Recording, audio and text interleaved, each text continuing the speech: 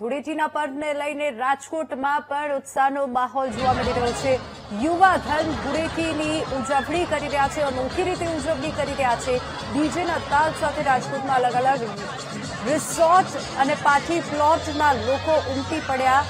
આ સાથે જ યંગસ્ટરના ધૂળેટીના પર્વને લઈને અનેરો ઉત્સાહ જોવા મળી રહ્યો છે અને કાલાવડ રોડ પર નિરાલી રિસોર્ટ ખાતે ધૂળેટીના પર્વની ઉજવણી કરવામાં આવી રહી છે।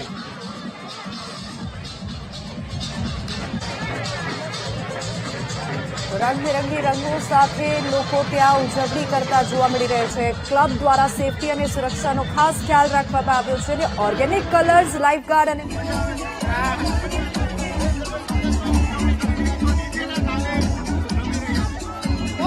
ઉજવણી કરી રહ્યા છીએ અમે લોકો। હા, એક જ વાર આવે છે। જે યુવતીઓ છે તે ડીજેના તાલે ઝૂમી રહી છે અને હાલ જે પ્રમાણેના આપ દ્રશ્યો જોઈ શકો છો, રંગીલા રાજકોટના આ દ્રશ્યો છે અને અલગ અલગ જે કહી શકાય છે કે કલરો સાથે, ડીજેના સાથે, અલગ અલગ ગીતો સાથે ધૂળેટીના પર્વની ઉજવણી છે તે કરવામાં આવી રહી છે। યુવાનો છે દર વર્ષે આ પ્રકારની ઉજવણી કરતા હોય છે અને આ જે પ્રકારની ઉજવણી છે આપણે તેમને પૂછશું, શું કહેશો, કેવી મજા આવે? ફૂલ મોજ, ફૂલ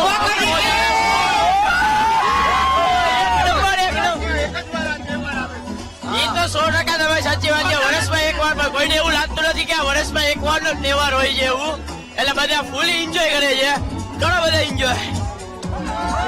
યંગસ્ટરો છે તેમાં પણ ઉત્સાહ છે તે જોવા મળી રહ્યો છે।